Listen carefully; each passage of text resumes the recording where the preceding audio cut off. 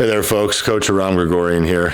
A lot of times when you're a strength athlete, it's not that you're purposely neglecting your cardiovascular health or your cardiovascular abilities, but a lot of times you're spending so many hours training the lifts that you're trying to get better at that a lot of stuff falls to the wayside.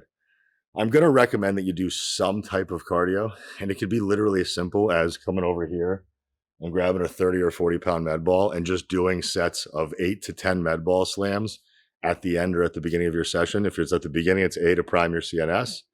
If it's at the end, great. It's a nice little burnout that gets your heart rate up. It still is able to produce some force and some power, which is able to still use that posterior chain, which is so important in strength sports. So I think even just incorporating a little bit of that stuff, 2-3 sets at the end of a workout, 3 to 4 days a week, isn't going to really stress the body out. It's not going to create any type of recovery demand that's significant enough to push off your other training.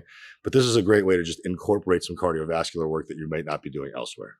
One of the best ways that you can support the podcast and your training is to join the crew. When you join the crew, you get an extra crew cast podcast every single month. You also get access to our Discord, which has a training Q&A with Team Elite FTS members. You get form checks. You can upload any of your training footage and have your lifts diagnosed, sometimes within minutes, by multiple people. Access to close to 30 different ebooks, training logs, and first sign up access to our weekend training retreats, train your ass off, and other events that we do. Biggest takeaways from that, though, what people enjoy the most and get the most out of is the training Q&A and the form checks, as well as the extra podcast.